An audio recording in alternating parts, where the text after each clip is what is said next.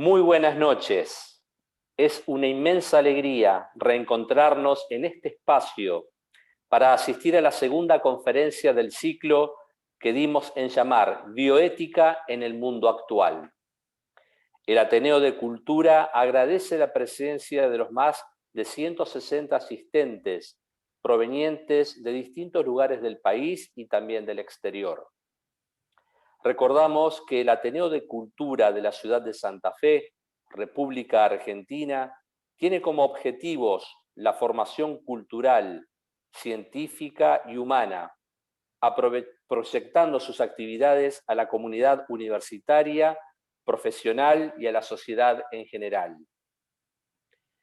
Enmarcado en el espíritu de la búsqueda de Dios, tratando de vivir la fe en medio del estudio, el trabajo y todas las actividades ordinarias, tratando de convertir así todos los momentos y circunstancias de la vida en ocasión de encuentro con Dios y el servicio a los demás y a la mejora de la sociedad.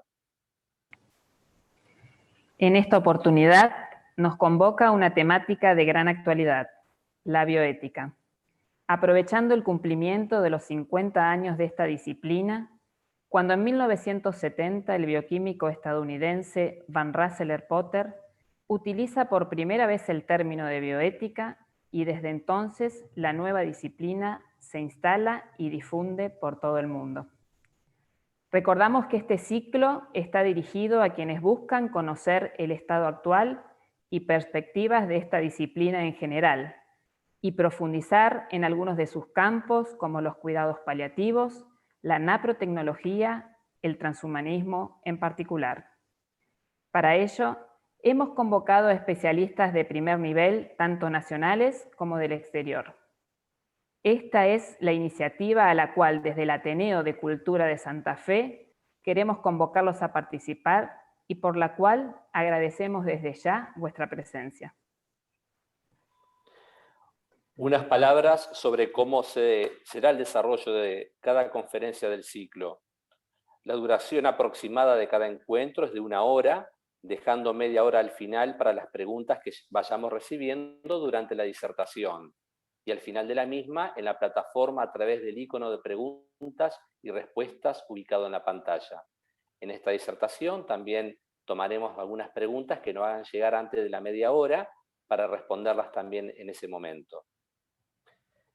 Antes de presentar al disertante de hoy, vamos a agradecer en primer lugar a los auspiciantes que nos acompañarán durante todo el ciclo y que lo hacen posible.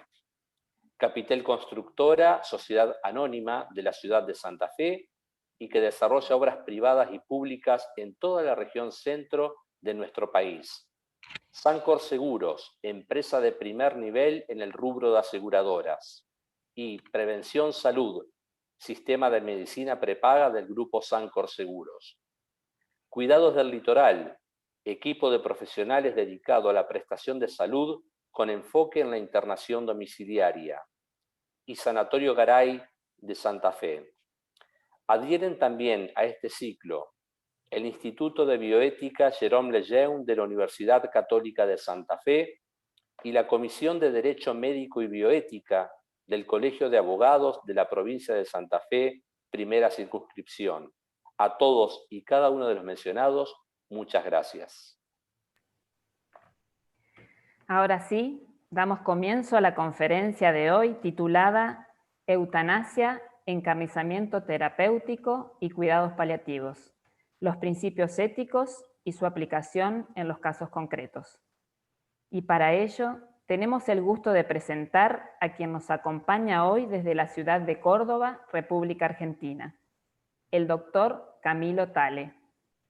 El doctor Tale es doctor en Derecho y Ciencias Sociales, profesor titular de Derecho Civil en la Universidad Nacional de Córdoba, profesor titular de Filosofía del Derecho en la Universidad Católica de Cuyo, autor de más de 160 publicaciones en temas de Derecho Civil, Filosofía del Derecho y Bioética. Bienvenido, doctor Camilo Tale. Tiene usted la palabra.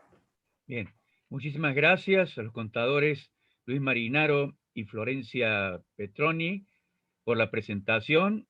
con felicitación por la organización que hacen de esta actividad, y también agradezco al ingeniero Federico Falco y al presbítero doctor Pedro Chiesa la invitación para disertar.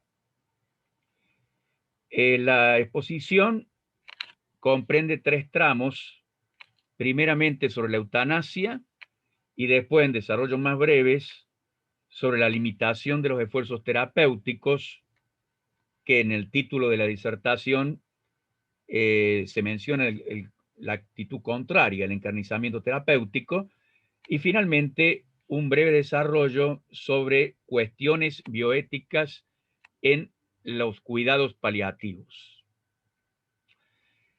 La eutanasia puede definirse como la acción que causa intencionalmente la muerte de otro que padece una enfermedad muy penosa y que se hace con el propósito de evitarle los sufrimientos del caso. El término también se aplica para la conducta que provoca la muerte de una persona que padece una importante discapacidad o graves defectos físicos o psíquicos, ya sea que se realice con el fin de liberarlo de esa situación de minusvalía, ya sea que se haga con el fin de quitar a la familia o a la sociedad la carga de su cuidado. Hay que distinguir la eutanasia, de acuerdo con el concepto expuesto, con la omisión de terapias que, según sean las circunstancias, puede constituir una eutanasia por omisión, pero no necesariamente. Y precisamente esta distinción en las conductas es lo que trataremos en la segunda parte, que es la limitación de los esfuerzos terapéuticos, que puede ser una conducta ilícita o puede ser una conducta lícita. La eutanasia puede ser voluntaria cuando es a pedido de la persona que sufre la muerte, o al menos con su consentimiento, si le ha sido propuesto por otro el acto eutanásico, y la eutanasia involuntaria, que se aplica sin el consentimiento de la persona que la recibe, como es el caso, por ejemplo, de niños nacidos con discapacidades, enfermos del mal de Alzheimer, enfermos con demencia senil, enfermos terminales de diversas dolencias, etc. Hay que distinguir también la eutanasia del suicidio asistido, que aunque son conductas bastante próximas, se distinguen en cuanto a que la eutanasia es un acto que causa la muerte de otro. Por ende, se trata de un homicidio en el sentido etimológico de la palabra, y en el sentido, digamos, común del término, ¿no es cierto? Causa la muerte de un hombre provocada por otro, es la noción común de homicidio. Suicidio ya es un concepto más específico dentro del homicidio, que es el homicidio que comete la gente respecto de sí mismo. El suicidio asistido, la intervención del tercero, como lo dice el término, es una ayuda. Por ejemplo, el suicidio asistido por médico, en el cual el profesional de la salud le entrega un fármaco al interesado para que él se lo administre y le suprima la vida. O le coloca o le entrega una inyección letal para que el interesado mismo se la coloque. En cambio, en la eutanasia, la acción es realizada por el tercero y no por la propia víctima. En la historia de las ideas, la opinión en favor de la eutanasia, de la licitud de la eutanasia en ciertos casos, ha sido una opinión bastante aislada. hasta la segunda mitad del siglo XIX, en la cual se han dado ya una mayor cantidad de autores, aunque ha sido minoritario, pero ya ha habido un movimiento inicial en pro de la eutanasia, sobre todo en los países anglosajones. En 1920 se publica una obra muy importante con respecto a esta materia de dos coautores en Alemania, que fue el principal penalista alemán de su tiempo, que fue Binding, Karl Binding, y el psiquiatra Albert Hoche, y que se intitula La autorización para exterminar a los seres humanos desprovistos de valor vital, que se refiere centralmente a personas que nacen con serias discapacidades y a adultos que padecen enfermedades psiquiátricas graves. La palabra eutanasia fue considerada una mala palabra en el consenso social general desde la década de los años 30 en el siglo XX. Durante mucho tiempo, pues se la vinculaba con los episodios vividos en la época del Tercer Reich, en que mediante legislación que la avalaba y que establecía los procedimientos correspondientes, se suprimían niños nacidos con deformidades y también personas con taras mentales internados en entes de hospitalización psiquiátrica. Ya en la década de los años 70 comienza a desarrollarse un movimiento creciente de promoción de la eutanasia en el sentido de sostenerlo como un derecho del individuo que no puede ser vulnerado por la sociedad, y también en el sentido de que puede ser una conducta éticamente correcta en ciertas situaciones. Y además de la promoción de la eutanasia, muchos movimientos en distintas comunidades del mundo han comenzado a bregar por la legalización de esta práctica, es decir, que sea reconocida como un genuino derecho por la legislación. Ese movimiento, desde los años 70 del siglo pasado, ha sido creciente y algunas veces se ha traducido hasta ahora en pocos países del mundo en una legislación conforme con ese propósito de cambio legislativo, ¿no? De admisión de la eutanasia en las leyes, es decir, una excepción a la condena penal del homicidio. Además, en la cultura, el movimiento está presente en distintos lugares.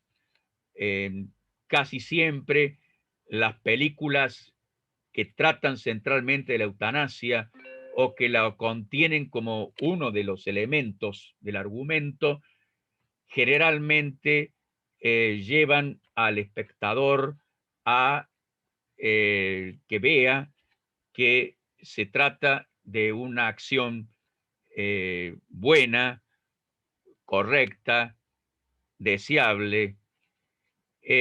También este movimiento pro eutanasia está patrocinado por muchas asociaciones en todo el mundo y se han ido presentando muchos también proyectos de ley en muchísimos países, aunque estos proyectos han llegado a ser aprobados hasta ahora en apenas 3 o 4 estados, de los cuales vamos a dar alguna información muy breve, porque el propósito de mi exposición es más bien tratar todas estas cuestiones desde el punto de vista ético, con una brevísima información en lo que atañe a los aspectos legales. Algunos de los promotores de la eutanasia incluso han sostenido que la decisión, la determinación de este acto, al menos cuando se trata de enfermos gravemente afectados en sus conciencia, en su capacidad de decidir por la gravedad de la enfermedad, que esta decisión lo más adecuado es que sea tomado directamente, adoptada directamente por el propio médico, ¿no?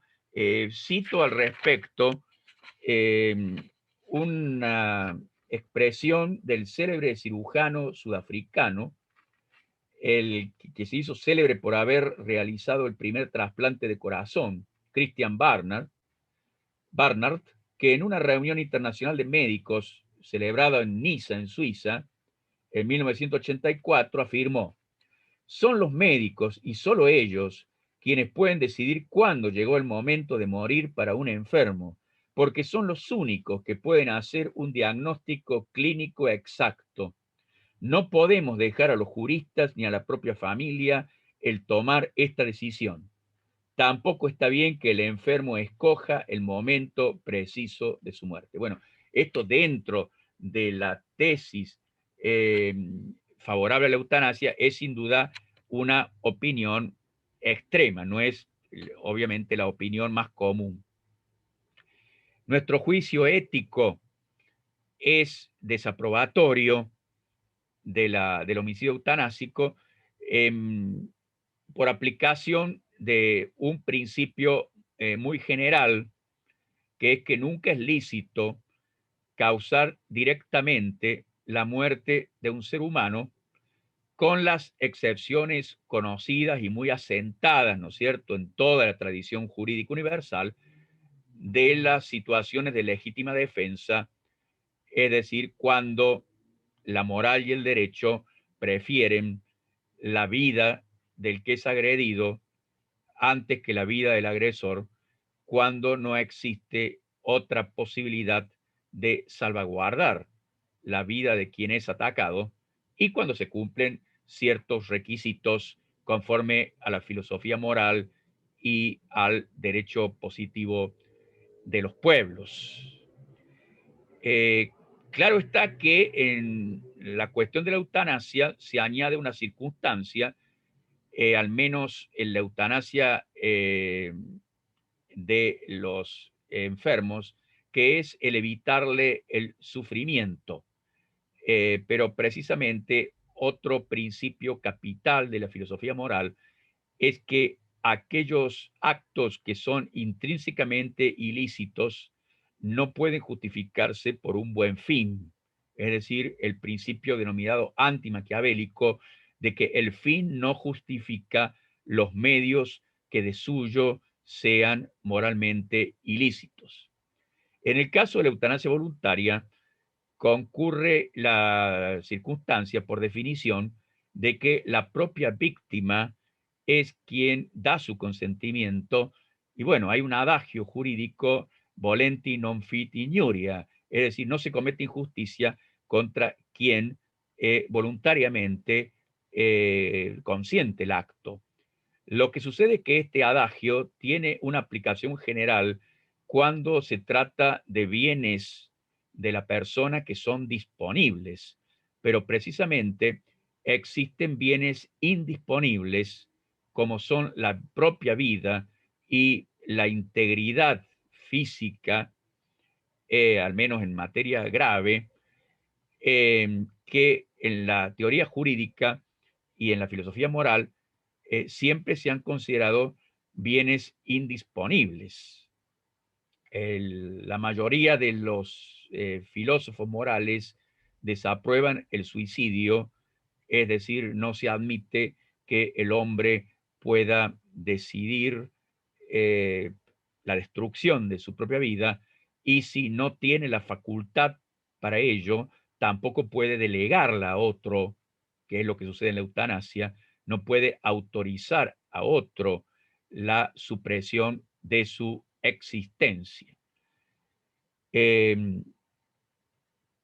Hemos hecho una breve consideración sobre la índole del acto para el juicio, para la conclusión moral, pero hay que considerar también que la hipótesis de la voluntariedad en la mayoría de los casos no se cumple adecuadamente, porque en la mayoría de los casos el sujeto que pide o ruega o autoriza la práctica eutanásica no lo hace con pleno consentimiento, porque precisamente se trata de personas afectadas por la impresión que les causa, por ejemplo, la mala noticia con respecto a al cáncer que se les informa, o el estado de depresión relacionado con la propia enfermedad, o también las modificaciones que sufre su conciencia bajo el efecto de diversos fármacos. En fin, como recordó el doctor Laferrière en la exposición pasada, aquí se trata de una voluntad debilitada en realidad. Asimismo, hay que considerar las consecuencias en caso en que se admitiese la bondad de la eutanasia o el permiso legal para practicarla en ciertos casos muy determinados de sufrimiento muy penoso de un enfermo. Las consecuencias, el efecto cuña, que incluso ya se ha dado en los países en que la han legalizado. Cuña, se usa la metáfora, ¿no es cierto?, por precisamente la cosa que tiene una forma tal que primeramente se introduce en un lugar, en la parte en que es más pequeña, y luego por presión se logra hacer entrar la parte más grande. Por ejemplo, una pirámide de madera que se utiliza como cuña en un lugar. Entonces, aquí el efecto cuña es que, admitido primero este acto para casos especialmente graves, de graves padecimientos, de enfermos completamente desahuciados y además que sufren graves padecimientos, etcétera, con el tiempo se va extendiendo y se aplica a enfermos que no padecen dolor psíquico, sino una dolencia psiquiátrica que es tratable aunque no sea curable, por ejemplo, a la situación de mera vejez, a personas que la piden porque están cansados de vivir, y después de allí pasa a la eutanasia ya involuntaria, como ha sucedido en Holanda con el caso de niños recién nacidos con minusvalía, ancianos que padecen el mal de Alzheimer o otras formas de demencia. Se quebranta el principio al admitirse en ciertos casos excepcionales mediante las leyes, y una vez quebrantado el principio, ya entonces la gente, digamos, está más predispuesta para aplicarla fuera de los casos en que está puntualmente permitida. Porque si matar por compasión está bien, que es el fundamento por el cual se admite en la legislación, entonces si está bien matar por compasión, ¿por qué solamente en los casos en que la ley especialmente lo ha previsto, sino en otros casos en que la persona pida la eutanasia? Y si matar está por compasión está bien, ¿por qué no en los casos en que el prójimo no lo pide, pero un sentimiento de bondad puede remediar esa existencia, que eso nos parece muy dolorosa, en fin. Así fue entonces que en los países que la admitieron, este efecto cuña de que hablaron los autores se hizo realidad. Hay que decir también que una vez permitida es incontrolable que se utilice más allá de las situaciones de padecimiento, que se utilice con otros fines, como es captar herencias, es decir, ¿por qué esperar 5 o 10 años más en el caso del causante que sea quien padece el mal de Alzheimer?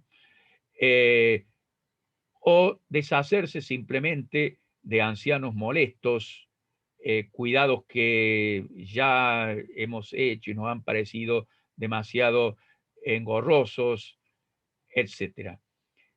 En la concepción que funda la eutanasia como un derecho, hay sin duda una concepción individualista frente a la cual hay que reafirmar el principio del bien común sobre el interés individual, digamos, más allá del fundamento ético que hemos mencionado de que no se debe matar eh, al prójimo, ¿no? Pero más allá de eso, la reafirmación del principio del bien común y del principio de solidaridad.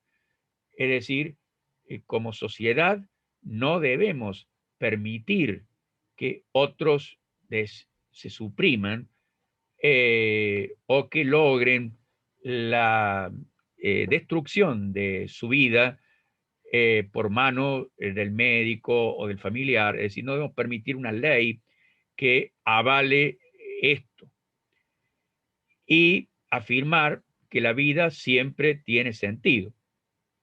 Una película que vi precisamente hace pocos días, que no imaginaba que tendría, porque estaba caratulada, digamos, encuadrada como película romántica, decía, pero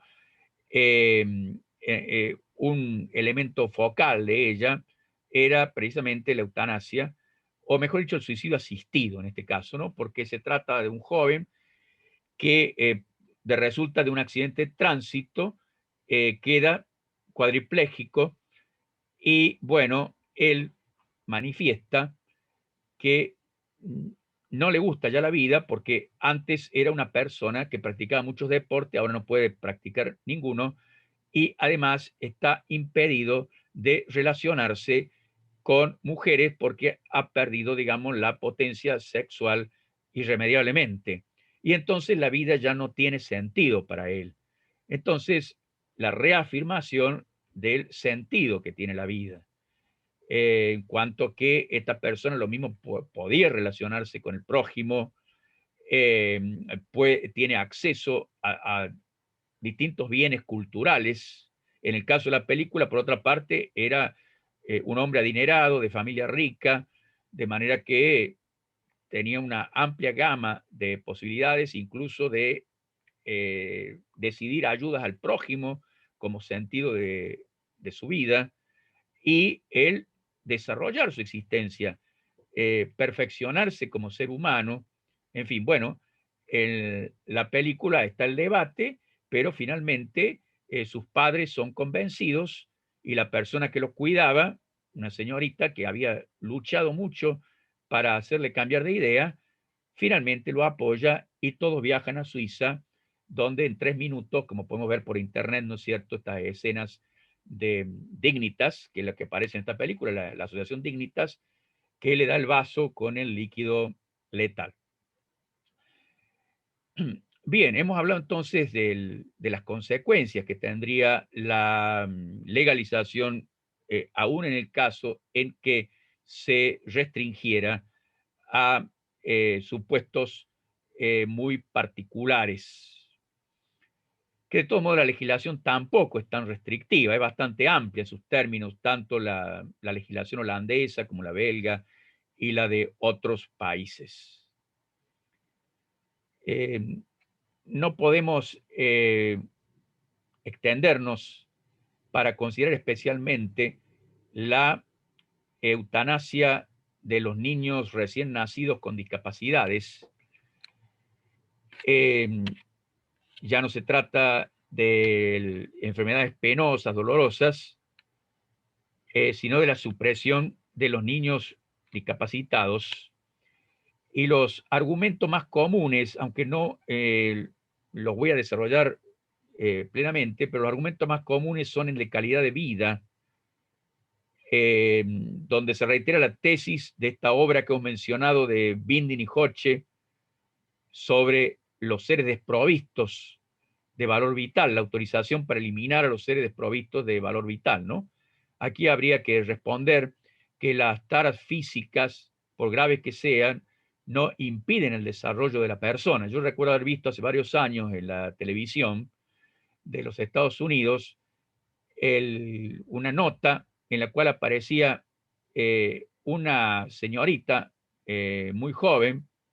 Yo tomé el nombre para usarlo como testimonio, Brandley Mobley, que había nacido sin brazos, sin piernas, tenía solamente un pie, un piecito después del tronco, y ella se manifestaba muy agradecida al Estado, es decir, que el Estado, la provincia de los Estados Unidos, el Estado, la protegía con sus leyes y con las instituciones que la habían cobijado porque sus padres habían decidido su eliminación, en realidad. Y ella podía subsistir gracias a un subsidio del Estado, pero también porque trabajaba con ese pie, tipeaba textos en la computadora. Y si en vez de taras físicas son taras mentales, bueno, hay que decir que por graves que sean, se trata de un ser humano. La especie a la que pertenece es un ser humano. Y como decía Santo Tomás, aun cuando se engendre prole con taras, es mejor existir de esa manera y no existir en absoluto.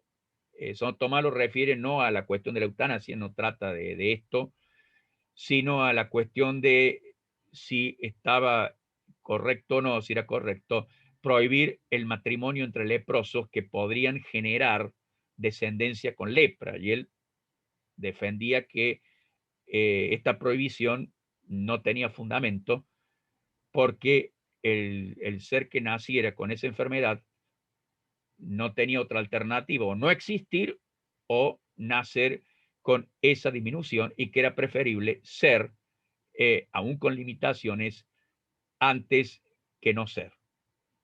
Y después el argumento también usado de las propias convicciones, es decir, que se deje a la intimidad de cada familia, de cada matrimonio, el decidir si conserva la vida de los niños nacidos con estas serias minusvalías o disponer su eliminación. Lo que sucede es que acá no se trata de una cuestión de moral privada, sino que se trata de un bien ajeno, de la vida de otro. Es como si dijéramos, bueno, la esclavitud, el que no está de acuerdo, que no tenga esclavo, digamos en la época en que se discutía la licitud de la esclavitud, que se dijera el que no está de acuerdo, que no tenga esclavo, pero el que tenga de acuerdo, que esté de acuerdo, que se le permita, ¿no es cierto? Bueno, pero que se trata justamente de una injusticia que se realiza respecto de otro.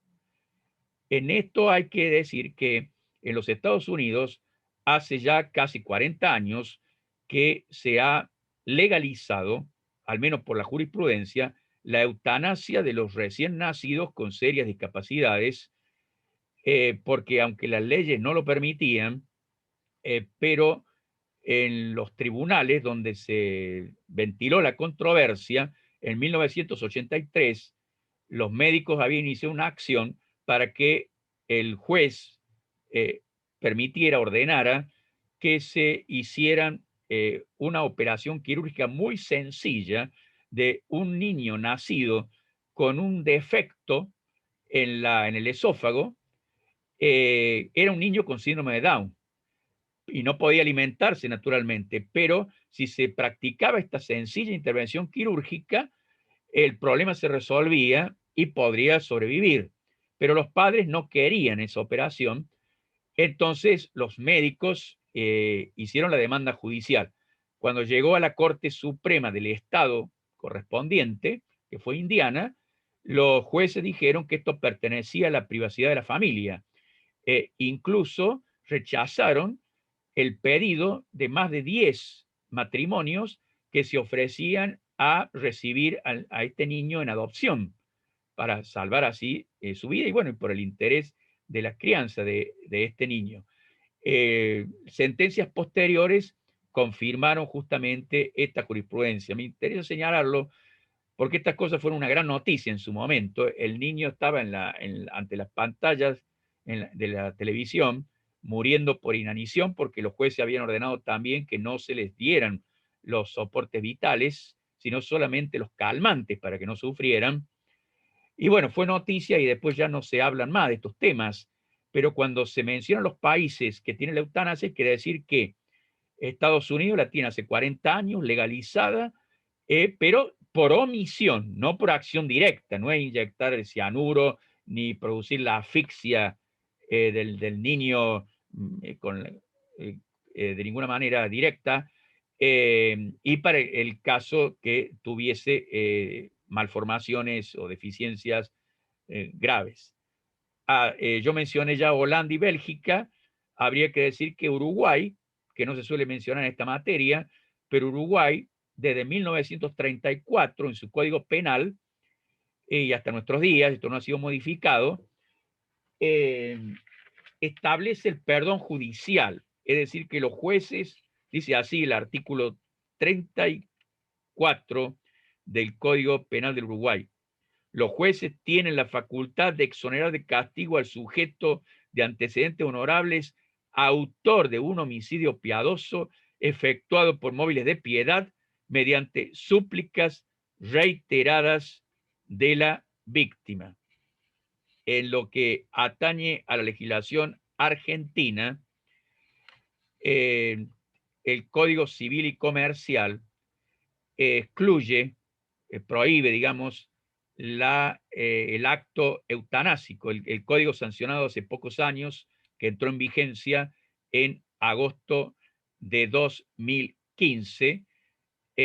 Para no usar mayor tiempo, los puedo remitir a los artículos 60, donde expresamente se prohíbe el acto eutanásico, y el artículo 56, que dice que nadie tiene derecho a disponer de la integridad física, con mayor razón de disponer de la propia vida.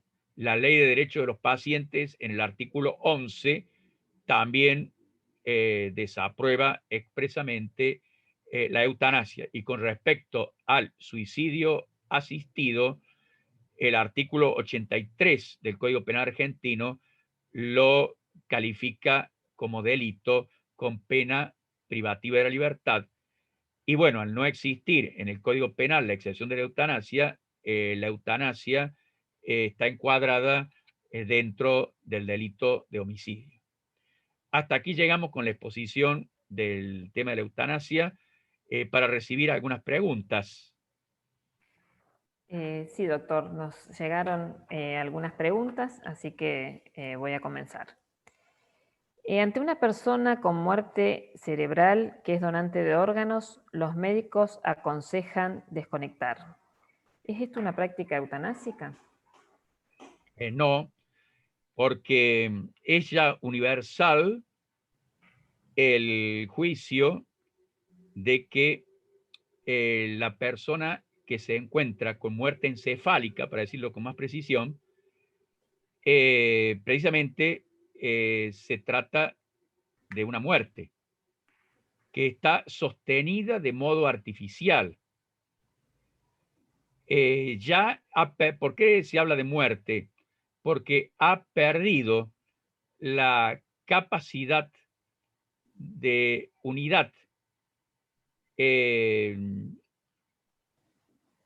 Su corazón, su pulmón funcionan solamente gracias al auxilio de medios mecánicos, pero el órgano que es quien puede dirigir estos movimientos, ya no funciona más, por definición. El concepto de muerte encefálica, cuya existencia en el caso concreto tiene que ser acreditada con una serie de pruebas que la legislación establece. De manera que, si bien al efecto del derecho sucesorio de los herederos todavía no se lo considera muerto, y para otros efectos legales tampoco, pero la doctrina bioética, prácticamente de modo unánime, considera que no se trata de una persona viva, a diferencia del estado de vida vegetativa, aunque sea persistente, es decir, que hace 18 años que se encuentra en estado de vida vegetativa, es un ser humano, vivo, pero que, bueno, no puede ejercitar las funciones superiores de la conciencia, pero dirige la circulación de su sangre, su respiración, su digestión, etc. En cambio, quien está en estado de muerte encefálica ya no es un organismo unitario y ya no hay un centro que dirija ninguna de estas funciones en el organismo viviente. No hay organismo viviente en realidad. Bien, doctor. Otra pregunta. ¿La eutanasia por omisión no es más penosa que inyectarle un medicamento para matarlo? Y según el caso puede o no ser más penoso, porque puede ser el tiempo en que se demore con un tipo de acción o el tiempo en que se demore con otro tipo de acción, ¿no es cierto? Pero la gravedad principal no está en el sufrimiento que se causa con el acto excesivo, sino que la gravedad está en el acto excesivo mismo. Porque si bien el dolor es una parte del mal y una parte importante del mal, pero el mal no se reduce al dolor, por lo menos en la filosofía clásica, tradicional, de manera que, aunque sea indoloro el acto, de suyo es malo en sí mismo. Pero según el caso, sí, puede ser, digamos, la cometida por acto positivo más o menos dolorosa o al revés. Bien, usted habla del Código Penal y actualmente hay un proyecto. ¿Usted conoce si incorpora la eutanasia o el homicidio por piedad? No, en el último proyecto no lo he visto a eso. En cambio, en el proyecto de Código Penal anterior de 2012, sí se establecía por la vía indirecta, digamos, seguía siendo un delito, pero se introducía la figura del perdón judicial como en Uruguay. Bien. ¿Quiere que hagamos otra pregunta o prefiere continuar y después hacemos al final? Bueno, puede ser otra pregunta y continuamos con la exposición del tema, ¿cómo no? Consultan qué entidades son las principales interesadas en la práctica de la eutanasia en la actualidad, por intereses económicos, políticos. Entidades, pregunta. Yo no recuerdo ahora los nombres de las asociaciones Entidades. argentinas al respecto, ¿no? Eso se puede sin duda localizar fácilmente a través de la Internet. Uno puede, digamos, ahí tener la información de cuáles son las asociaciones, cuál es la esfera de acción que tiene, cuáles son los argumentos y recursos que utilizan para la promoción de la eutanasia, ¿no? En gran medida no responde a fines económicos o políticos, sino que se trata de convicciones desinteresadas, en cierto sentido, pero que corresponden con una cosmovisión hedonista, donde el bien se reduce al placer y el mal al dolor, asociado con la ignorancia precisamente del gran desarrollo que ha tenido la medicina paliativa en los últimos 50 años, donde ya más del 85-90% de los casos, el dolor de los enfermos de cáncer es o permanentemente o en la mayor parte del tiempo muy controlado. Y el individualismo, es decir, que cada uno tiene derecho de hacer lo que le plazca con su cuerpo, con su vida, y la sociedad, el gobierno, el Estado, las leyes no tienen derecho de interferir. Digamos, en la mayoría de los casos, según yo sé, todos estos movimientos y asociaciones tienen un propósito ideológico más que una intención de poder o de provecho económico. Bueno, y lo último, un participante dice que se ha realizado una encuesta anónima de médicos que trabajan en terapias intensivas de corriente y resistencia, y el 16% realiza eutanasia activa en soledad, la mayoría por insistencia de la familia. El 89% está de acuerdo en que se legisle. ¿Cuál es su opinión?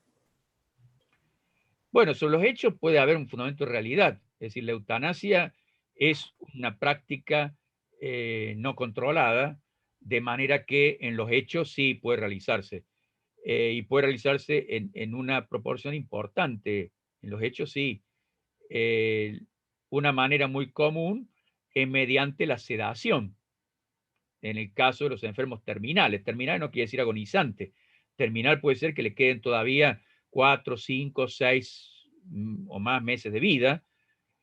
Y entonces se le da una cantidad de droga con efecto narcótico en tal cantidad que le va a producir la muerte lenta, pero dentro de unos días, por ejemplo. La práctica de la sedación en una dosis adecuada puede realizarse sin un fin eutanásico, o sea, con el propósito de aliviar el dolor cuando ya las drogas meramente analgésicas no tienen efecto, o para aliviar otro tipo de síntomas muy molestos, como es, por ejemplo, la disnea, la gran dificultad de respirar, la situación de ahogamiento, que no puede remediarse de otra manera. Entonces se aplican estos fármacos sedativos, pero sin el propósito de causar la muerte. Pero muchas veces se hacen como una medida final. Ahora, ¿qué proporción hay en cada lugar? Lo ignoro. Y el hecho de que algo se realice no significa que tenga que legalizarse. Al contrario, el derecho no está para confirmar y hacer lícitos las malas prácticas o las prácticas injustas. El derecho está para rectificar las conductas, para enseñar lo que se debe hacer, prevenir para que no se haga lo incorrecto, sancionar cuando se hace lo correcto. No es que el derecho tiene que estar atrás de lo que se va haciendo. Si fuera así, la humanidad no habría progresado, el derecho no habría servido porque hubiera convalidado todas las situaciones de injusticia y entonces hubiera sido imposible un cambio social y cultural en el sentido de una evolución positiva. Gracias, doctor Tales. Si le parece, continuamos con la disertación. ¿Cómo no? ¿Cómo no? Bueno, toca ahora entonces referirse a la limitación de los esfuerzos terapéuticos. Nunca tenemos derecho de causar la muerte de otro y uno mismo tampoco tiene la libertad moral de acabar con su propia existencia. Pero esto no significa que uno tenga el deber de prolongar al máximo la duración de su propia existencia. Esta es una doctrina antigua en la filosofía moral. Así, por ejemplo, Francisco de Vitoria, este conocido filósofo y moralista, teólogo del siglo XVI en España, en su reelección sobre el homicidio, expresa: de ningún modo es lícito abreviar la vida, pero debe advertirse que una cosa es acortar la vida y otra cosa es no prolongarla. El hombre no debe abreviar su vida, pero tampoco está obligado a emplear cualquier medio, por muy lícito que sea, para vivir más tiempo. Y añade, ilustrando con ejemplos, no está obligado el que se encuentra en peligro extremo de salvar su vida con cualquier cantidad de dinero o con todo su patrimonio.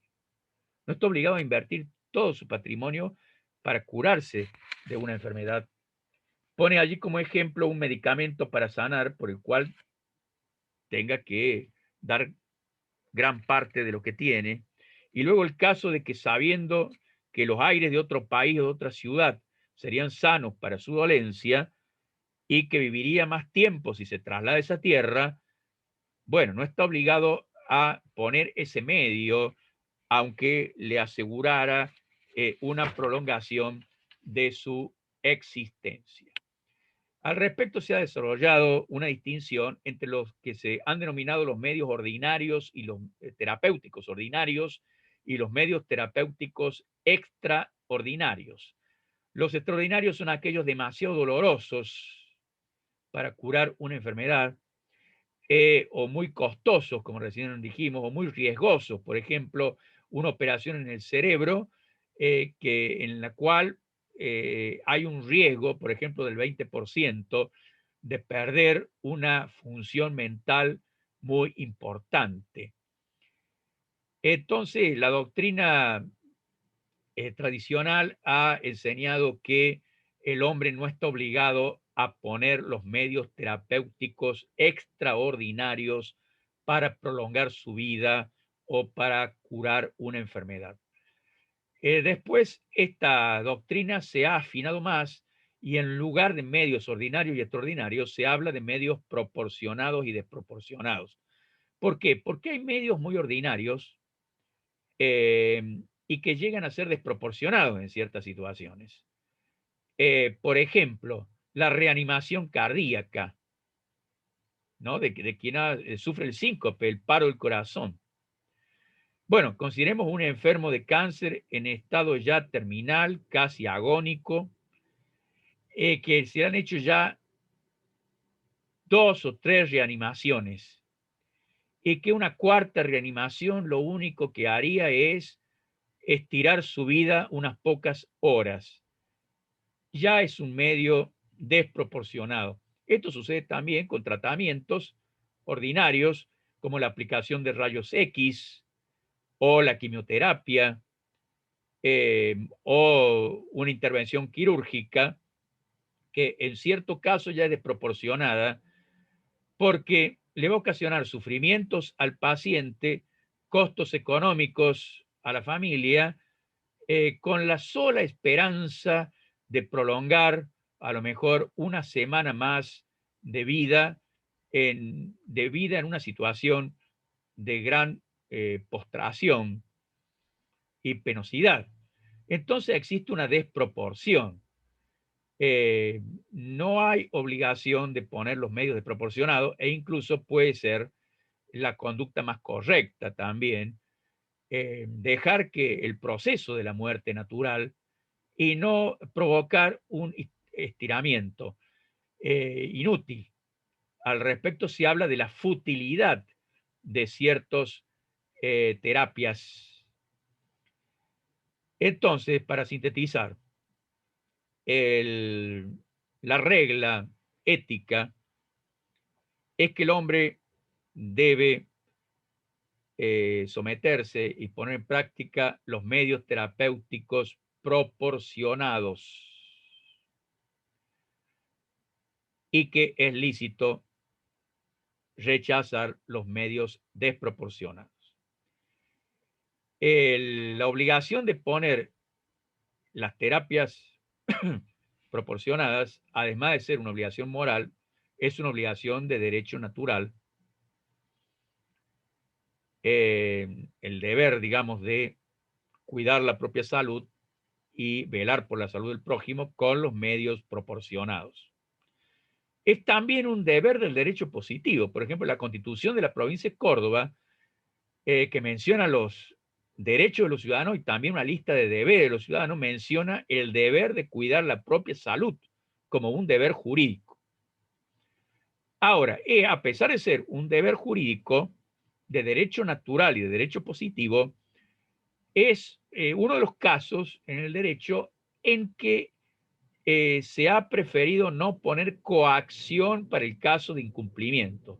Por ello, de acuerdo con la ley argentina, los enfermos pueden rechazar, cuando se encuentran en capacidad de tomar decisiones, pueden rechazar las terapias, aunque sean necesarias para la curación o para sobrevivir, y aunque sean medios proporcionados. Es decir, es una obligación moral, también jurídica, en el sentido que dijimos, pero no se permite ejercer coacción.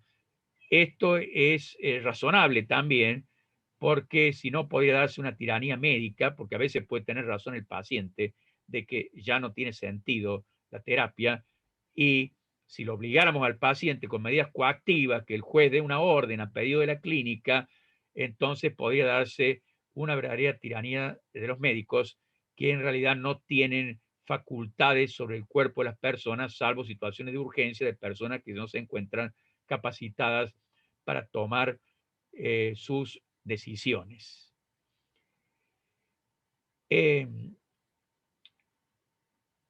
Diferencia entre la eutanasia y la limitación de los esfuerzos terapéuticos, me refiero a los medios desproporcionados ahora. Bueno, la diferencia es que la eutanasia consiste en una acción que interrumpe una vida humana que naturalmente continuaría, aunque sea con discapacidades, con sufrimientos, con postraciones, si no se va a levantar más de la cama, pero que naturalmente podría continuar el tiempo que sea, pero que se lo interrumpe con un medio humano voluntario.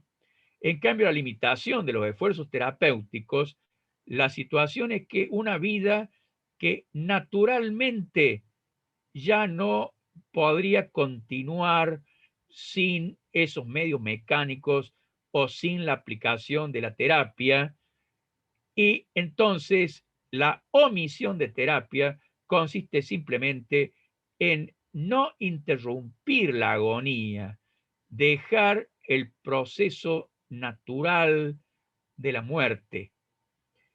Diríamos que es una diferencia esencial, aunque en los casos particulares puede ser difícil distinguir la eutanasia por omisión de la eutanasia, la eutanasia por omisión de la limitación de los esfuerzos terapéuticos cuando ya sean desproporcionados. Es decir, la conducta de no iniciar un tratamiento o no conectar un aparato, o de desconectar el aparato o interrumpir el tratamiento cuando ya es fútil o resulta un medio desproporcionado.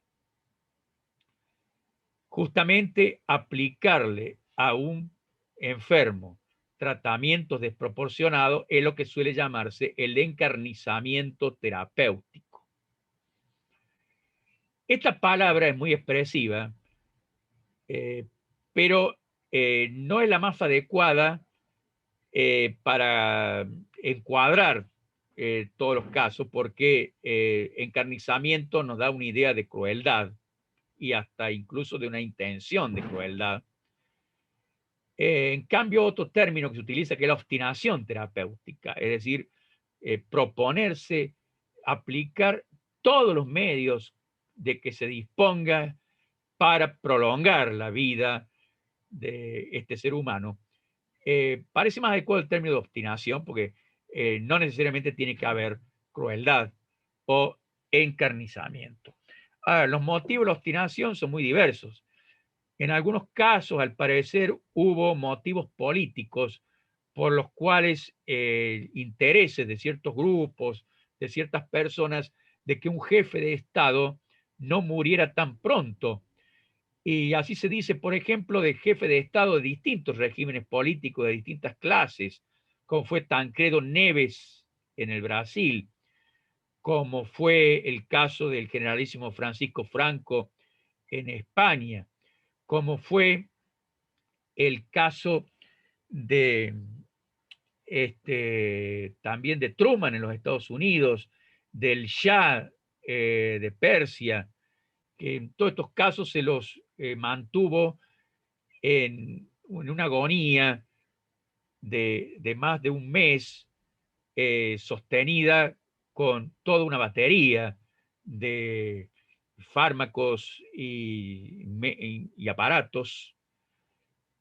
Pueden ser también motivos económicos, como que la clínica quiere facturar durante más tiempo la terapia intensiva cuando ya no tiene ningún sentido desde el punto de vista terapéutico. Pero también pueden ser intereses, digamos, generosos de los familiares que ya tienen una esperanza irracional, una ilusión, o de los mismos médicos, ¿no es cierto?, que no se rinden cuando desde el punto de vista objetivo en realidad es ya prácticamente imposible revertir la situación del paciente y evitar el desenlace fatal. La ley argentina menciona precisamente esta limitación de los esfuerzos terapéuticos tanto en el Código Civil y Comercial, que rige desde agosto de 2015, como en la Ley 26.529, denominada de Derechos de los Pacientes, con un texto que es prácticamente idéntico. Me voy a referir al caso del artículo del Código Civil y Comercial, allí donde se regulan los derechos personalísimos. Se dice: si la persona se encuentra, el inciso G del artículo 59, en caso de padecer una enfermedad irreversible, incurable, o cuando se encuentre en estado terminal o haya sufrido lesiones que lo coloquen en igual situación, el derecho a rechazar procedimientos quirúrgicos de hidratación, alimentación, de reanimación artificial o al retiro de medidas de soporte vital cuando sean extraordinarios o desproporcionados en relación a las perspectivas de mejoría o produzcan sufrimiento desmesurado estos medios, ¿no?, o tengan por único efecto la prolongación en el tiempo de ese estadio terminal, irreversible e incurable. Bueno, esto coincide en parte con lo que hemos desarrollado e intentado justificar en nuestra exposición, pero en realidad tiene también enunciados que son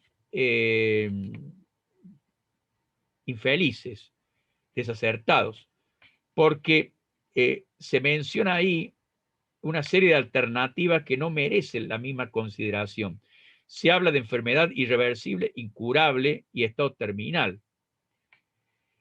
Y no es lo mismo una cosa y la otra, y no es lo mismo el estado de agonía que el estado terminal. Y por otra parte, no es lo mismo la eliminación de procedimientos quirúrgicos desproporcionados, como se dice allí, que el retiro de la alimentación y la hidratación, que salvo algunos casos excepcionales, no son medios desproporcionados. Y en esto hay que distinguir, porque si la muerte va a ser un resultado de la deshidratación, que se le quitó el agua, sea porque se la administra por vías naturales o que se la administra de modo artificial, pero si la muerte se produce porque se le ha retirado el agua, entonces ya se trata precisamente de una eutanasia por omisión.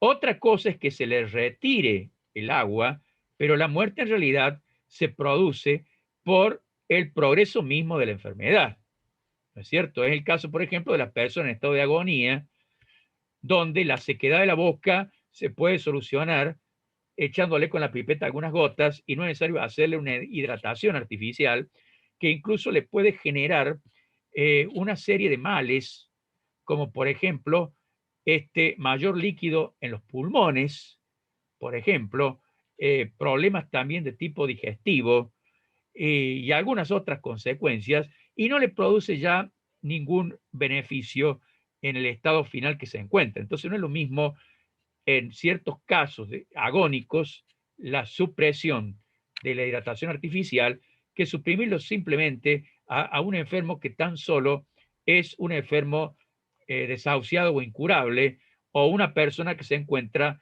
en estado de vida vegetativa, donde no hay una justificación ética para la eliminación de la hidratación. Y finalmente tratamos ya entonces de los cuidados paliativos en sus aspectos éticos. Dijimos entonces que la conducta correcta no es ni la de acortar la vida, ni la de prolongar la vida inútilmente, sino respetar la vida natural, ayudarla con todos los medios que dispone el arte médico cuando esos medios son proporcionados con los fines que pueden producirse. Es lo que se llama ortotanasia, que significa etimológicamente, viene de orthos, lo correcto, thanatos, la muerte. Y se distingue entonces de la eutanasia y del empecinamiento u obstinación terapéutica. Ahora bien, la limitación de los medios terapéuticos debe estar acompañada de los cuidados paliativos.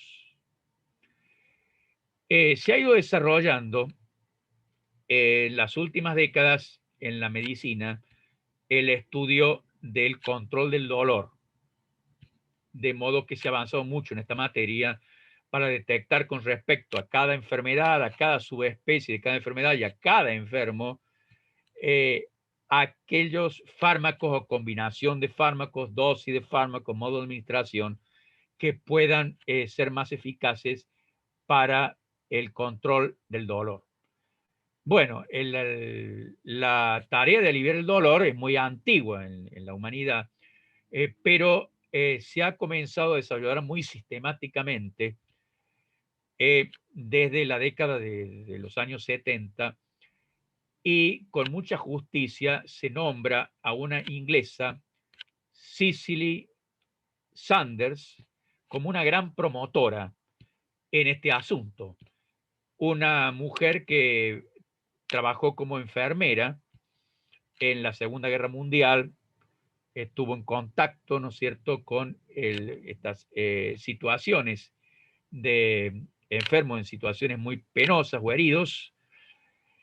Después abandonó la enfermería porque le ocasionaba serios problemas en su espalda y trabajó como asistente social. Y finalmente estudió medicina porque le aconsejaron que todas sus propuestas en materia de medicina paliativa iban a ser mejor escuchadas de la boca de una médica que de la boca de una enfermera, ¿no? Y uno de los lemas de ella era rechazar esa frase que muchas veces decían los médicos cuando daban un diagnóstico, y el pronóstico decían: lo siento, ya no podemos hacer nada más. Y Cicely decía: no se puede hacer nada más desde el punto de la terapia para la curación, pero hay mucho que se puede hacer para reducir el dolor, es decir, una dedicación mayor. Siempre se usaron los analgésicos, los sedantes, etcétera, pero todo un desarrollo de una especialidad en la medicina, que es la medicina paliativa, fue desarrollada en las últimas décadas, de gran aplicación con los enfermos de cáncer, con los enfermos de SIDA, con los casos de enfermedades pulmonares crónicas, insuficiencias renales avanzadas, etcétera. Ahora, la medicina paliativa, y más allá de la medicina la asistencia, es decir, los cuidados paliativos, no se limitan al dolor, sino a toda clase de síntomas molestos, como la dificultad para respirar, por ejemplo, el insomnio, la falta de apetito, la fatiga, etcétera, e incluso también con respecto al dolor psíquico, estados de ansiedad, las depresiones que son tan comunes en el caso de los enfermos incurables, la no aceptación de la muerte. Cicely decía que además lo tenían que proponerse en los cuidados paliativos que la persona trate de hacer una vida lo más activa posible hasta el último momento. Activo no se refiere necesariamente al desplazamiento del cuerpo, sino activa en sentido pleno de la actividad humana, ¿no? Decía Cicely en una frase que se ha repetido mucho, Cicely Saunders: tú me importas por ser tú, importas hasta el último momento de tu vida y haremos todo lo que esté a nuestro alcance, no solo para ayudarte a morir en paz, sino también a vivir hasta el día en que mueras. Y aquí se incluye también la temática tan amplia, tan profunda, tan importante de los sufrimientos espirituales, del dolor espiritual, lo que se llama el sufrimiento existencial, ¿no es cierto? La persona que de golpe ve imposible la realización de sus planes, la persona que necesita pedir perdón, necesita perdonar, necesita arreglar una serie de cosas que ha ido postergando y bueno, ya no le queda futuro, etcétera. Y esto también forma parte de estos cuidados paliativos que, insisto, se han intensificado mucho en los últimos tiempos, pero es un lema muy antiguo, aquel que dice que la medicina a menudo debe curar, bueno, cuando se puede, con frecuencia debe aliviar el dolor, pero siempre debe consolar, sentido amplio de consolar, el acompañamiento en el aspecto espiritual. La persona que encuentra falta de sentido la vida que vivió, ¿no? Como decía también Sanders, no es el problema de que hasta ahora he vivido y ya ahora no voy a poder vivir más. El problema más grave es el que siente que hasta ahora no vivió en el sentido pleno de la palabra y ya no podrá vivir más. Entonces, los sentimientos de culpa por haber abandonado hijos, haber abandonado padres, haber abandonado cónyuge, haber sido injusto con personas, cómo remediar, si es que algo se puede remediar, además de pedir perdón, la necesidad de una confesión general, etcétera, bueno, forma parte también de esta asistencia paliativa. Y la verdad es que actualmente muchas personas no mueren en situación de paz, y de allí la importancia que esto tiene, ¿no? Ya se están dando legislación relativa a los cuidados paliativos. El Código Civil Comercial también lo menciona en el mismo artículo que mencioné en otros incisos. Habla del derecho a los cuidados paliativos y al respecto la ley 9021 de la provincia de Córdoba dice en uno de sus artículos: son objetivos básicos del programa a promover el bienestar y la calidad de vida del paciente y de su familia o entorno afectivo, eliminando o aliviando el dolor y la sintomatología de la enfermedad según el caso, dentro de las condiciones que la evolución de la misma permita. B, reafirmar el absoluto respeto por la vida aún en trance de enfermedad terminal. La prohibición de la eutanasia, no dicha expresamente, ¿no? Pero es eso. C, propiciar acciones de cuidado paliativo que no aceleren la muerte, nuevamente, ¿no? Ni tampoco la retrasen artificialmente.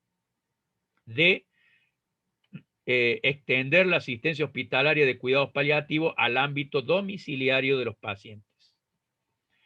Y Santa Fe también, la ley 13.166, la ley de cuidados paliativos, coincide en muchos aspectos con lo que ya mencioné, aunque no hay en esa ley una reprobación de la eutanasia, directamente no se refiere al tema de la eutanasia, pero en uno de los incisos dice propiciar la asistencia integral del paciente, la cual debe considerar los aspectos físicos, psicológicos, sociales, emocionales y espirituales del mismo, lo que no menciona la ley de Córdoba, el aspecto de los cuidados espirituales. Bien, ya se me acaba el tiempo y además debo dejar espacio para preguntas, pero solamente mencionar, aunque no pueda desarrollar, las principales cuestiones éticas. Una de ellas es la cuestión de la mentira piadosa. Bueno, eso haría necesario desarrollar primero el tema de la mentira en la ética general y la mentira piadosa, es decir, por un buen fin, en el caso de la medicina. Simplemente diré que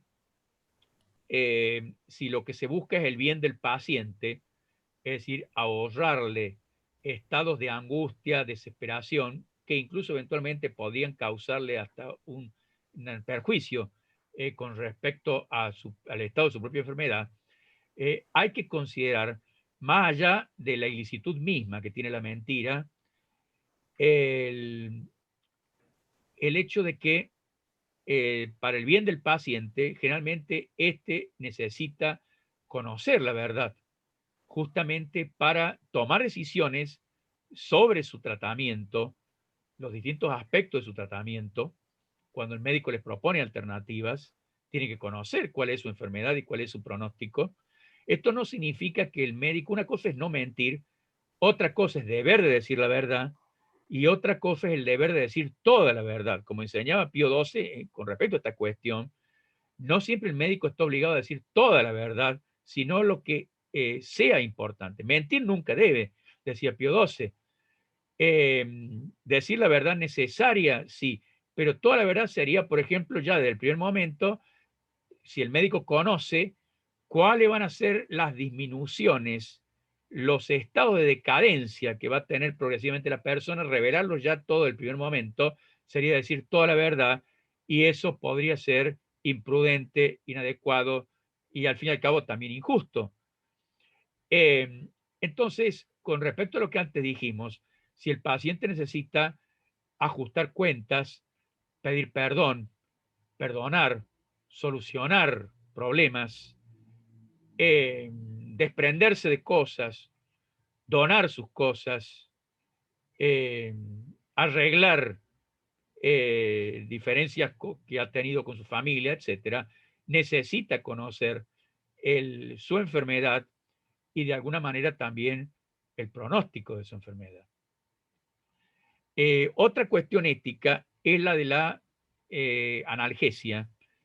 En los casos en que para poder realmente combatir el dolor se requieren administrar dosis tan altas de fármacos que van a disminuir la función respiratoria, van a causar descenso en la presión arterial, van a deprimir la función circulatoria y finalmente causarán la muerte. O probablemente la causarán en algunos casos, y en otros casos puede deducirse que seguramente la causará. Puede ser lícito en estos casos cuando no hay propósito de causar la muerte, es por aplicación del principio del doble efecto. Esto lo enseña también Pío XII, no tenemos tiempo para leer el texto. Tiene que cumplirse los requisitos del principio del doble efecto. No existe otro medio para combatir este dolor agudísimo. No existe otro medio que una dosis alta de analgésico. Se cumple el requisito de la proporción, porque es un dolor torturante que sufre la persona y no quiere voluntariamente sufrirlo. Puede elegir voluntariamente sufrir el dolor y esto tiene un gran valor, pero no está obligado a recibirlo. Entonces, el acto en sí mismo no consiste en causar la muerte. El acto consiste en eliminar el dolor, pero como efecto no querido y secundario, va a causar la muerte de la persona y sin que exista en el médico y en el paciente, en los familiares, una intención mortífera. Y para la sedación paliativa también se aplica el principio del doble efecto. La sedación consiste en la dormición, ¿no es cierto?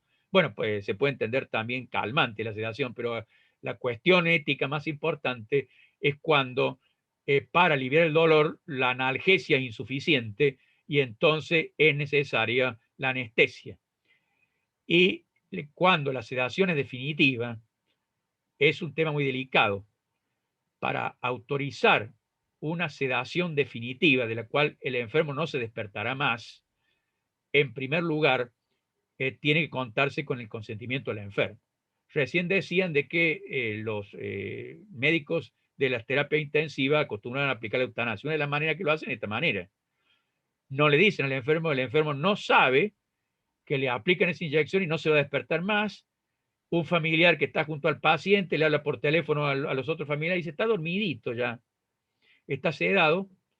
Los médicos saben que no se va a despertar más porque la cantidad de droga que le aplicaron va a tener ese efecto. Bueno, le impiden a la persona enfrentarse con la muerte. Una cosa es usar la droga para calmar el dolor y otra cosa es para que no, digamos, viva de ninguna manera su muerte. La sedación definitiva o sedación terminal solamente se puede justificar cuando se cuenta con el consentimiento del paciente, si es que está capacitado para darlo y si no, de la persona que deba darlo. Y además exista proporción entre el fin bueno que se busca, que es aliviar el dolor que de otra manera no se podría aliviar, ni siquiera se podría aliviar quizá con una sedación periódica, que se lo narcotiza, después se despierta, después se lo vuelven a narcotizar, pero quizá el estado ya de la persona ya no se produzca una recuperación de la conciencia, pero se puede justificar cuando hay una proporción. Lo que se busca es evitar el dolor o evitarle la disnea. Esto tiene aplicación, por ejemplo, en el caso de los enfermos de la COVID-19, la enfermedad, ¿no es cierto?, del virus corona 2019, en los casos en que no ingresan a la terapia intensiva con respirador. ¿Por qué? Porque el tratamiento de este tipo ya es fútil. Es una persona, por ejemplo, con un cáncer muy avanzado, con un pronóstico de muerte muy próxima, y no se lo considera candidato para las terapias intensivas, sino que se le proveen analgésicos, droga narcotizante en su caso, y toda una serie de cuidados en el hospital, o para el caso en que no tenga acceso a un respirador por aplicación de triage, es decir, de selección. No alcanzan los respiradores para todas las personas que los necesitan, entonces esta persona se queda sin acceder a un respirador y se le aplican cuidados paliativos, y entre ellos puede ser la sedación, porque en esta enfermedad es muy común que se produzca una gran dificultad de respirar con estado de ahogamiento. Entonces, si se cumplen todos los requisitos que habría que analizar uno por uno, y por razones de tiempo no me detengo, del principio del doble efecto, puede justificarse, pero nunca si se busca como una manera de acortar la vida o de evitar el sufrimiento espiritual de la muerte, solo para evitar estos sufrimientos físicos como falta de respiración, etc. Bueno, creo que hasta me he excedido el tiempo, pero algo queda para preguntas. Los que no puedan ahora preguntar o no puedan ser respondidas, le ofrezco mi correo electrónico para que se dirijan y con mucho gusto lo voy a responder, que es Camilo Tale, mi nombre y mi apellido todo junto, y gmail.com. Y muchísimas gracias por la atención de todos ustedes. Muchas gracias a usted, doctor Tale. Aprovechamos estos poquitos minutos para hacer algunas preguntas y las que queden, usted las contestará por email. Justamente en este contexto de pandemia, ¿cree que se ha realizado eutanasia pasiva por no atender a personas mayores para priorizar a otras más jóvenes? No, no, yo creo que eso no es una eutanasia pasiva como acto, salvo que en la intencionalidad de quien toma la decisión tenga un propósito de eliminación de personas ancianas porque considera que no tienen un valor social. Es decir, el acto tiene que ser bueno por su objeto, por el fin y por las circunstancias, ¿no es cierto? Pero en sí mismo, el acto de priorizar a una persona u otra hay que realizarlo, porque si existen, en este momento, queda solamente un respirador artificial y hay 2 personas que lo necesitan, hay que seguir algún criterio.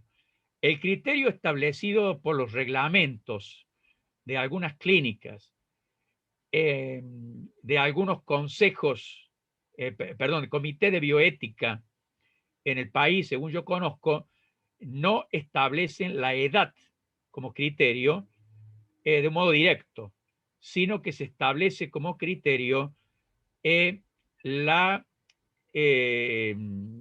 probabilidad de sobrevivir y de sobrevivir con curación, lo cual en los casos concretos, por supuesto, va a estar muy influido por la edad, porque según ya es una información muy pacífica, muy admitida, aunque vemos todos los días en las noticias que existen personas de 30 y pico años y 40 y pico años, incluso sin enfermedades previas, que fallecen eh, eh, por complicaciones derivadas de la COVID, sabemos que el porcentaje es mucho mayor en el caso de personas mayores de 60 años, más aún si tienen más de 70 años, más aún si tienen más de 80 años. Va a decir que no se trata el criterio, por lo menos el que está expresamente declarado, no es un criterio de edad, sino que es un criterio de aprovechamiento de los recursos. Entonces, si esta persona tenemos una probabilidad de 80% de que sobreviva y se cure, y esta otra persona tenemos una probabilidad de solamente un 20%, entonces el criterio es justamente un criterio de mayor probabilidad, de un mayor beneficio cuando el recurso es escaso, que algunas veces va a ser a la inversa, va a ser la persona más joven la que quede descartada, porque podemos tener el caso de una persona joven, pero con ciertas enfermedades preexistentes por las cuales el pronóstico, de acuerdo con el conocimiento e ignorancia de los médicos en estas cosas, porque se dan las dos cosas al mismo tiempo, esto es toda una estimación, una conjetura. Esta persona joven se estima que tiene un 30% de posibilidad. En cambio, esta persona de 70 años de edad se calcula que tiene un 70%, por ejemplo. Entonces va a ser preferido la persona de más edad, de acuerdo con los criterios que se definen en las reglamentaciones, escritas o no escritas, pero que han sido comunicadas por los directores de los hospitales o por el comité encargado de triage. En realidad en castellano tenemos ya equivalentes, ¿no es cierto? Selección, clasificación, pero se usa tanto triage en la bibliografía que por eso lo digo. Bien, otra pregunta es en relación a la llamada Ley de Muerte Digna, la 26.742. ¿Legisla sobre prácticas eutanásicas? Bueno, la ley de muerte digna, que así se le ha llamado, en realidad es una ley que hace unas reformas a la ley de derechos de los pacientes. Y en la reforma a la ley de derechos de los pacientes hay un párrafo en el que no es que se admite la eutanasia, no aparece ni la palabra eutanasia, ni que sea lícito administrar un fármaco o un tratamiento que abrevie la vida, no hay nada de eso, pero cuando se refiere a la interrupción de los medios terapéuticos define el supuesto de aplicación de esta interrupción de manera tan amplia que dentro de esos términos un médico o un familiar puede realizar un acto eutanásico por omisión. ¿Por qué? Y bueno, porque aplica, por ejemplo, suspende, como ejemplifiqué antes, ¿no es cierto?, la hidratación del paciente en una situación en que si sigue recibiendo la hidratación todavía puede vivir 4 meses más, por ejemplo. Porque la ley de enfermos de los pacientes, que en esto coincide con el Código Civil y Comercial, dice, en caso de padecer una enfermedad irreversible, incurable. Después dice, rechazar los procedimientos quirúrgicos de hidratación, de alimentación. Por supuesto que una aplicación sensata de esta legislación, e incluso hay un decreto que limita también esto, un decreto reglamentario limita estos términos, que han sido, digamos, muy inexactos, muy amplios. Una aplicación sensata no puede suspender la hidratación a una persona que meramente tiene una enfermedad incurable, pero que ni siquiera es terminal, por ejemplo. Pero en los términos de la ley, que son tan amplios, digamos, es posible que un médico o un tercero cualquiera realice un acto eutanásico y pretenda ampararse precisamente en los términos tan amplios de la ley. Digo pretenda ampararse porque, por otra parte, el mismo Código Civil contiene la prohibición de la eutanasia, de modo que en el caso judicial sería un motivo de una controversia de interpretación de la ley. De todos modos, también es cierto que lamentablemente la eutanasia se aplica, se practica sin publicidad en muchos lugares, ¿verdad? Para el caso precisamente de los enfermos incluso que se encuentran en estado que no pueden tomar decisiones.